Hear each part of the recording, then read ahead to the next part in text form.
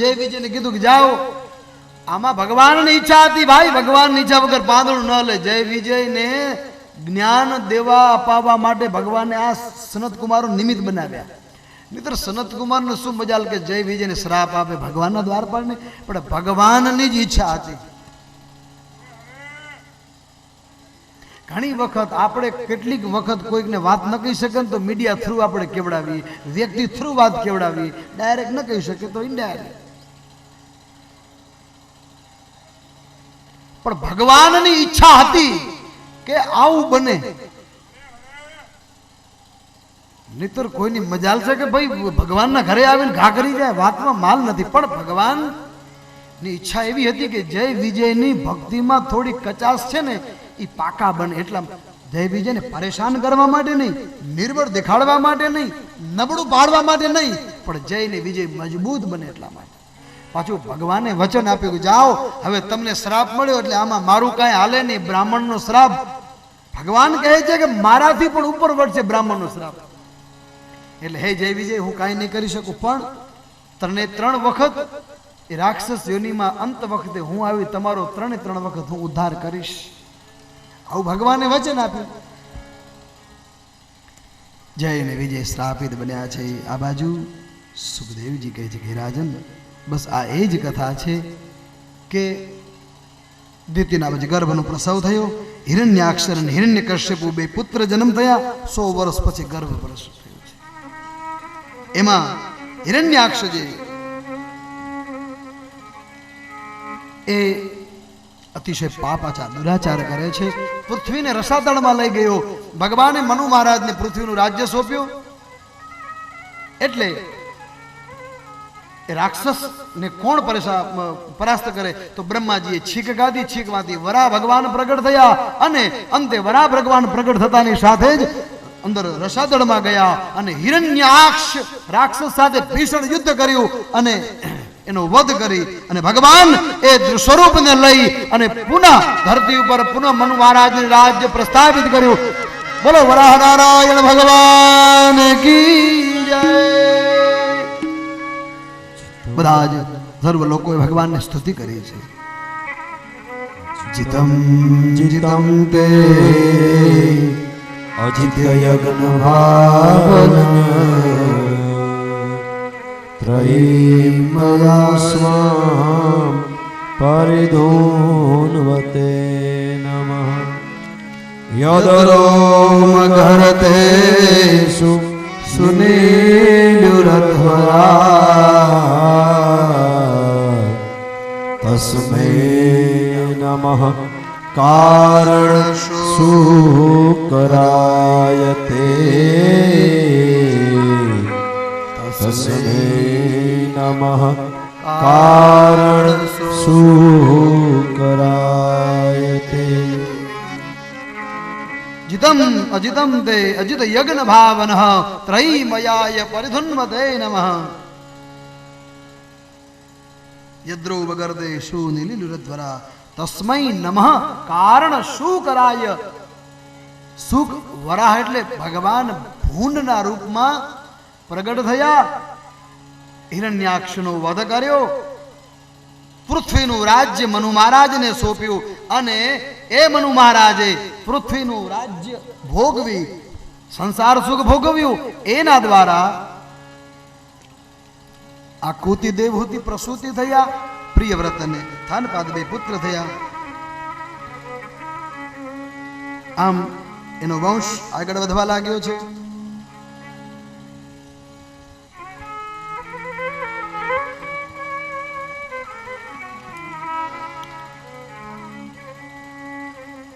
આકૃતિ દેવહૂતિ ને પ્રસૂતિ યાદ રાખજો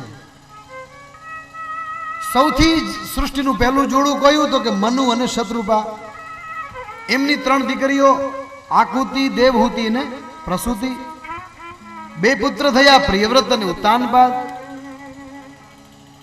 એમાંથી પ્રથમ દીકરીની કથા શુક પુરાણી કહેવા લાગ્યા છે કે ઋષિઓ સાંભળો એક વખત કરદમ ઋષિ ભગવાનના દર્શન કરી માંગ્યું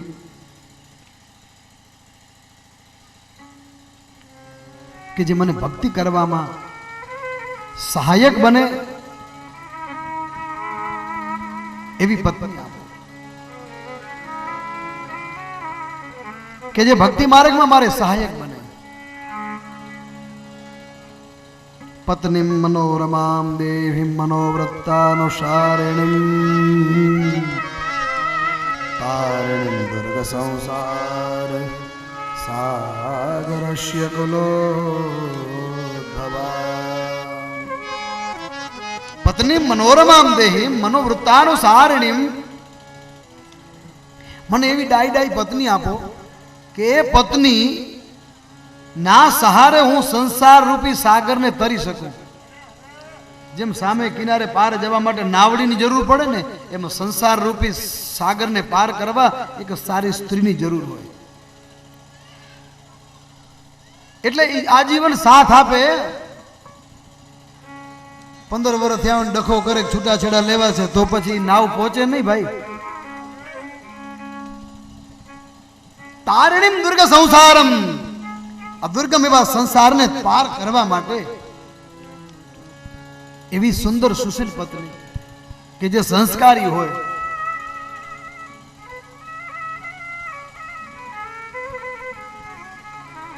મનુ મહારાજે માંગ્યું, ભગવાને કહ્યું,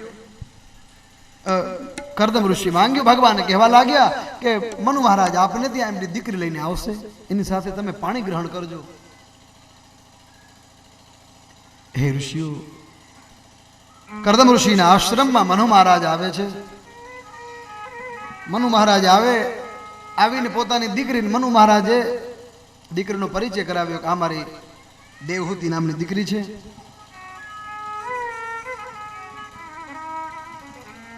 મહાપુરુષો તો એમ કે 3 આસન બચાવ્યા હતા, 1, 2 ને 3. એક મનુ મહારાજનું, એક કરદમ ઋષિનું અને એક ભાવિ પત્નીનું. મનુ મહારાજ એક આસન ઉપર બેઠા છે, એક આસન ઉપર કરદમ ઋષિ બેઠા છે, ત્રીજું આસન ખાલી પડ્યું ને એમાં મનુ મહારાજની દીકરીએ આસનને આમ વાળીને બાજુ મૂકી દીધું. આ દીકરીના મર્યાદાની શરૂઆત. મનુ મહારાજની દીકરી આસન ઉપર બેસી શકતા હતા પણ બેઠા નહીં. એનું કારણ શું? દીકરીને ખબર છે કે થોડી વાર પછી આ મારો પતિ થવાનો છે ને પતિની સેવા લેવાય નહીં. હું નથી કહેતો, પતિની સેવા ન લેવાય. એટલે હાજે માંદે લેવી પડે પાછી. વાત પાછી એમ કે હાજે માંદે પણ આખો દી થોડા થોડી ન કરે. આ ખૂટ્યું છે ને ઓલી ખૂટ્યું છે, આ લઈ આવો ને ઓલી લઈ આવો ને. એલારામ રાખજો, સવારે પાછું પાણી આવે નળથી ભરી લેજો, અમને ઉઠાડજો નહીં. જોયું છે 2 ઠેકાણે એટલે કહું છું.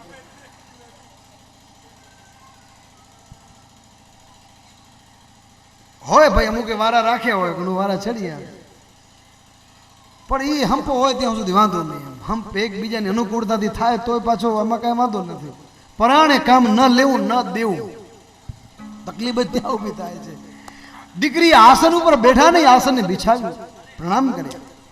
કેમ? આનો સંસ્કારનો આ એક અનુભવ, આ ખબર પડે કે આ કેટલા સંસ્કાર છે.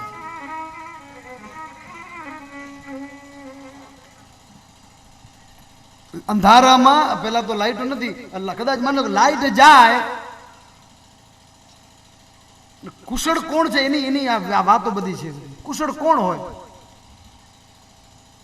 અંધારું જાય ને દીવો પ્રગટાવો હોય તો ગોખીરું ન કરે કે કોક બાકસ દેજો, બાકસ ક્યાં હશે? અંધારું પડે, લાઈટ જતી રહે એટલે દીવો પ્રગટાવો, રાંધણીયામાં જાય એટલે બાકસ મળી જાય. ડાયું હોય એ રાંધણીયામાં જઈને એ દીવો પ્રગટાવી નાખે, બોલે નહીં. સમજો આનામાં વિવેક ભરેલો છે. આ દુખી નહીં થાય કોઈ દી, નહીં તો ખુદ દુખી થાય, નહીં હામલાને દુખી કરે. મનુ મહારાજે પોતાની દીકરીનો પરિચય આપ્યો છે કે આ મારી દીકરી છે અને આપણે સાથે પાણી ગ્રહણ કરવાનું. હવે શરૂઆત સંસારની, પહેલા જ સંસારની શરૂઆત થઈ. કરદમ ઋષિ કીધું કે તમારી દીકરી ભલે રહી હોય, મારે ત્યાં એક દીકરો થઈ જશે પછી એને મારે કોઈ વ્યવહાર નહીં, ભાઈ બહેનનો વ્યવહાર. મનુ મહારાજની શરત સ્વીકારી છે, દીકરીએ સ્વીકારી છે. એકબીજાનું મન માન્યું, દીકરીએ સ્મિત હાસ્ય કર્યું.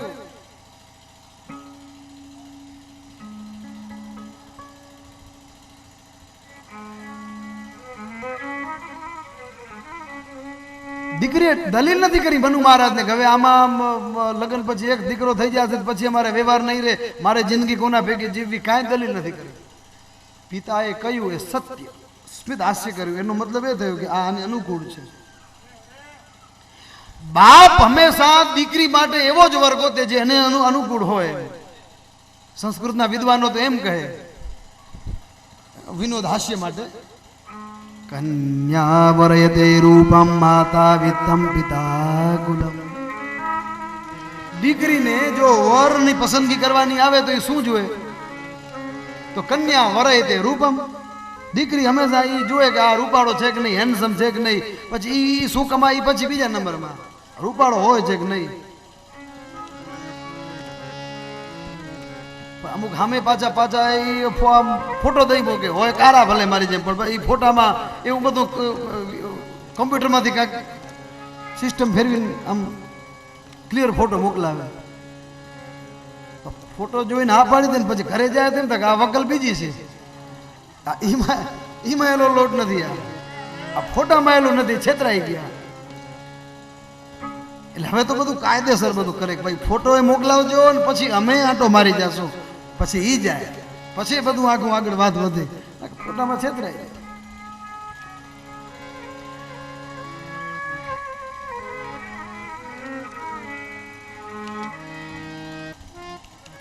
કન્યા વરયતે રૂપમ માતા વિત્તમ. પણ દીકરીની માં શું જુએ? જમાઈ થવાનો જે છે, જેને કરવાનો એ પૈસા વાળો છે કે નહીં. દીકરી રૂપ જુએ, એની માં એનો પૈસા ટકે સુખી છે એમ જુએ. પણ દીકરીનો બાપ શું જો ખબર છે?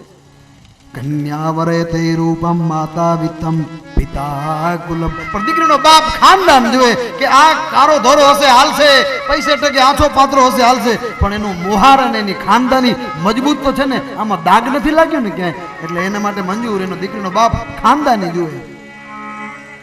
એ ખાનદાની હશે ને એટલે એ દીકરીને વાંધો નહીં આવે. એને વગર માંગે દાલ રોટી મળી જશે, ભૂખે નહીં મરે મારી દીકરી. બાંધવા સુખમ ઈચ્છંતી મિષ્ટાન હિતરે જના. આપણે ત્યાં એક જૂનું પદ હતું, એવો તે વરના ગોતો દાદાજી, કારો તે કુટુંબ લજાશે. ઊંચો તે વરના ગોતો દાદાજી, ઊંચો તે નત લેવા માનસે રે. એ તમે નીચો તે વરના ગોતો દાદાજી, નીચો તે નતો ઠેવે આસે. પેલા નેવા હતા, છતું નથી, નેવા નીચા હતા. કે ઊંચો તે વરના ગોતો દાદાજી, ઊંચો તે નત નેવા. જયારે જમાઈ આવે ત્યારે ચાર નેવા ભાંગતો જાય, એવો ન ગોત્યો. નીચો તે વરના ગોતો દાદાજી, નીચો તે નત ઠેગયા. ક્યાંક આવડા મહેમાનમાં મેળા મલાખડામાં જો આવે તો ખોવાઈ જાય, તો ગોતવો ક્યાં? પછી માઇકમાં બોલાવવું પડે, અમારા જમાઈ ખોવાઈ ગયા છે. કારો તે વરના ગોતો દાદાજી, કારો તે કુટુંબ લજાવશે. અને છેલ્લે એ દીકરીના દાદાને કહેતી હોય કે એવો તે વર રે ગોતો દાદાજી, મારી સખીઓએ વખાણ્યો. હું નહીં પણ મારી બેનું, મારી દીકરીઓ બાયું વખાણે એવો વર તમે ગોતી આવજો મારા. દીકરી કેને કે ખબર છે? દીકરીનો દોસ્ત કોણ? દાદા. દીકરી ગમે તેવી હોય ને પણ એના દાદાને વાત કરે કે દાદા. દીકરી મા બાપને ન કહી શકે. મા ભલે ગમે એટલે એની નજીકમાં હોય, પણ મનની વાત તો દીકરી આપે એની બેનપણીને કે, કાં તો એના દાદાને કે. અને જેથી દાદાને કે ને દાદો કેમ કરવું જ પડે, એટલે દાદાને પેલી પસંદગી કરે. બાપ તો માને નહીં માને ભાઈ, પણ દીકરી એના મનની વાત. એટલે કદાચ આ પદમાં લખ્યો છે કે એવો તે વરના ગોતો દાદાજી. ન કે પિતાજી કહી શકતા હતા કે એવો તે વર રે મારા હારું ગોતજો પિતાજી. સુંદર મજાના પાણી ગ્રહણ થયા. કરતા મને તે હોતું સંસાર રચાણો છે. ચાર ચાર શયરોની મીઠી મીઠી કહાની, છાની છાની કહાની.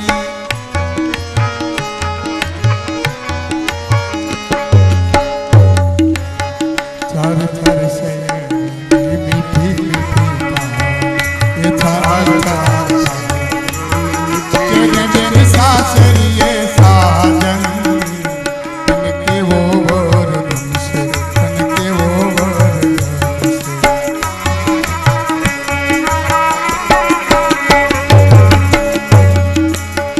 પેલી સખી બોલી, સાસુ સસરાને હું તો નથી માનવાની, સાસુ સસરાને હું તો નથી માનવાની. કંઠ મારું કહ્યું માને હું બેસી રહેવાની, કંઠ મારું કહ્યું માને હું બેસી રહેવાની. આટલું મારું કબૂલ કરે હું એને પરણવાની. ચાર ચાર શયે મીઠી મીઠી કહાની, છાની છાની કહાની. તેને બેન સાસરીએ સાજન, તને કેવો વર ગમશે, તને કેવો વર ગમશે.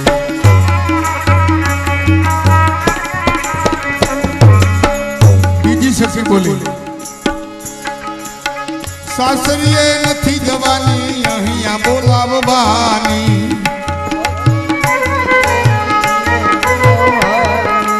તું તો કોની સાસરીએ તો જઈશ ને, કે મારે તો અહીં બોલવાનું. સાસરીએ નથી જવાની, અહીંયા બોલાવવાની. મારા પરણ્યાને ઘર જમાઈ રાખવાની, મારા પરણ્યાને ઘર જમાઈ રાખવાની.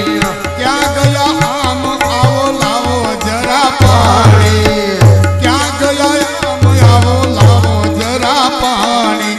આટલું મારું કબૂલ કરે હું એને પરણવાની. ચાર ચાર શયરોની મીઠી મીઠી કહાની, છાની છાની કહાની. તેને બેન સાસરીએ સાજન, તને કેવો વર ગમશે, તને કેવો વર ગમશે.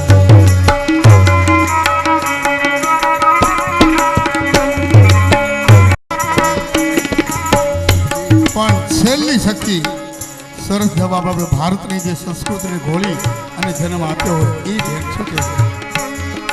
એ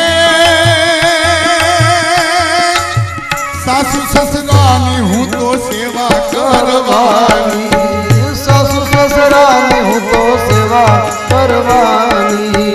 એ જેવા હોય એવા હું તો એને માનવાની.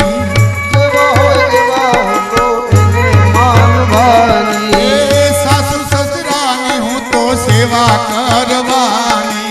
એ સાસુ સસરાની હું તો સેવા કરવાની. એ જેવા હોય એવા હું તો એને માનવાની. એ જેવા હોય એવા હું તો એને માનવાની. હરતા ને ફરતા હું તો એકલું બોલવાની. હરતા ફરતા હું તો એટલું બોલવાની. શું બોલવાની? અમર જુડો ચાંદલો તું રાખજે ભવાની. ચાર ચાર શયરોની મીઠી મીઠી કહાની, ચાર ચાર કહાની. તેને બેન સાસરીએ સાજન, તને કેવો વર ગમશે, તને કેવો વર ગમશે, તને કેવો વર. તને કેવો વર. કરદમ અને દેવહૂતિનો સંસાર મંડાણો છે. યોગ્ય સુપાત્ર પત્ની મળે તો સંસાર રૂપી સાગરને તરી શકાય છે, અને ન હોય ને તો હવે જે ભાગ્યમાં હતું એ જ મળ્યું છે એવું માની અને સમજણ પૂર્વક સહન શક્તિ રાખીને. હા, અમે સ્ત્રીને આપણે શક્તિ કહી ને, સ્ત્રી શક્તિ છે તો બધા કે પુરુષ શું, પુરુષ સહન શક્તિ, બીજું શું. હા, સ્ત્રી શક્તિ છે તો પુરુષે સહન કરો. એકબીજાએ વિખવાદ કર્યા વિના સમજણ પૂર્વક સંસારને સમજી અને બાકી સુખ દુઃખ તો આવે, તડકો આવે, છાંયો આવવાનો જ છે. એમ સમજણપૂર્વક પવિત્રતાપૂર્વક જીવન જીવે. કરદમ દેવહૂતિનો સંસાર રચાણો. શરત હતી કે એક દીકરો થાય પછી ગૃહસ્થ ધર્મ છોડી દેવો. અહીંયા તો 9 દીકરીઓનો જન્મ થયો. દીકરીઓ મોટી થવા લાગી છે. વળી પાછા કરદમ મહારાજ ભજનમાં જોડાણા. કેટલાક વર્ષો પછી પાછા પુનઃ દેવહૂતિ યાદ અપાવ્યું. પછી પુનઃ સંસાર ભોગવ્યું. એક પુત્રનો જન્મ થયો છે. જે પુત્રની ઈચ્છા હતી એ પુત્રનો જન્મ થયો. એ પુત્રનું નામ છે કપિલ ભગવાન. બોલો કપિલ નારાયણ ભગવાન કી જય. સાંખ્ય યોગના પ્રણેતા પિતાને વનમાં મોકલી. આ બાજુ 9 દીકરીઓ બ્રહ્માજીના કહેવાથી કલામરીચિ ઋષિને, અનસુયા અત્રિ ઋષિને, શ્રદ્ધાંગી ઋષિને, હવિર્ભુ પુલસ્ત ઋષિને, ગતિ પુલહને, ક્રિયા ક્રતુને, ખ્યાતિ ભૃગુ ઋષિને, અરુંધતી વશિષ્ઠ ઋષિને, શાંતિ પરણવાને આમ 9 પુત્રીઓના લગ્ન બ્રહ્માજીએ કરાવડાવ્યા. નારદજી 10માં રહી ગયા. 10 પુત્રોના 9 દીકરીઓના લગ્ન થયા. આ બાજુ કરદમ ઋષિને પુત્ર કપિલ નારાયણે કહ્યું કે હવે તમારા વચન પ્રમાણે તમે ઘર છોડી વનમાં જાઓ. ઘર છોડી વનમાં ગયા છે. એક દિવસ દેવહૂતિએ કપિલ ભગવાનને પ્રશ્ન કર્યો છે કે મને સંસારમાં ક્યાંય સુખ નથી દેખાતું, તો સાચું સુખ ક્યાં? એટલે કહ્યું કે સંસારના પદાર્થમાં ક્યાંય સુખ નથી. સાચું સુખ છે સંતોના સાનિધ્યમાં. તો દેવહૂતિએ પ્રશ્ન કર્યો કે સંત કોને કહેવાય? સંતની કોઈક વ્યાખ્યા હશે ને? સાચું સુખ ક્યાં? બોલે સંતના શરણમાં. તો સંત કોને કહેવા? તો કે અજાત શત્રવ શાંતા સાધવ સાધુ ભૂષણ. અજાત શત્રુ, જેનો કોઈ શત્રુ નથી, જેનો કોઈ મિત્ર નથી. અજાત, જેને ક્યારે ક્રોધ નથી આવતો, સદાને માટે શાંત રહે છે. તિતિક્ષા કારુણિક, કરુણા, અને કરુણાનો સાગર હોય, એના હૃદયમાં કરુણા જ ફેલાયેલી હોય, એને સંત કહેવાય. કારુણિક, જેના હૃદયમાં કરુણા પ્રગટતી હોય, દયાના ઉછાળા મારતી હોય. સર્વદેહી રામ. અને ગીતાજી પણ એનું પ્રમાણ આપે. નિર્માન મોહાજિત સંગ દોષા. માન અપમાન વગરનો. માન મળે તો રામ રામ, ન મળે તો રામ રામ. નિર્માન મોહા જીત સંગ દોષા, જેને ઇન્દ્રિયોને જીતી છે. અધ્યાત્મ નિત્યા, જેનું જીવન અધ્યાત્મમાં પરાયણ છે, સતત પોતે પણ સત્સંગ કરે. એવું નહીં કે બીજાને સત્સંગ કરો. આજ આપ સૌને આનંદ આવતો હશે કે વક્તા જોડે કથા શ્રવણ કરવા, પણ એકાંતના સમયમાં અમારે પણ અધ્યયન કરવું પડતું હોય છે. અધ્યયન વગરનું જીવન નકામું છે. ભલે ને બધું કંઠસ્થ ન હોય કે હોય, સત્સંગ તો અમારે પણ કરવો પડતો હોય છે. કે સદગુરુ પાસે કરીએ, કે સદગુરુ રૂપી સદગ્રંથ પાસે કરીએ. પણ અધ્યાત્મ નિત્યામ, સતત અધ્યાત્મ માર્ગમાં નિત્ય પ્રવૃત્ત રહે છે. અધ્યાત્મ નિત્યા વિનિવૃત્ત કામા, સંસારના વિષયમાંથી નિવૃત્ત. આપણે હોઈએ તો પણ કામ હાલે, ન હોઈએ તો પણ કામ ચાલે. એનું નામ નિવૃત્તિ. પ્રવૃત્તિમાં નિવૃત્તિ, નિવૃત્તિમાં પ્રવૃત્તિ. અધ્યાત્મ નિત્યા વિનિવૃત્ત કામા દ્વંદ્વૈર્વી મુક્તા સુખ દુઃખ શૂન્ય. સુખ મળે તો છકીને જાય, દુઃખ પડે તો દેકારો કરે. એ નહીં, સુખ અને દુઃખમાં સમતા પામે. આ કદાચ શાસ્ત્રની કે ગીતાની કે મહાભાષ્યની વાત આપણા હૃદયમાં ન ઉતરે તો શોર્ટ એન્ડ સ્વીટ એક નાનકડી વાત કે સંત કોને કહેવા? શાંતિ પમાડે એને સંત કહીએ. શાંતિ પમાડે એને સંત કહીએ.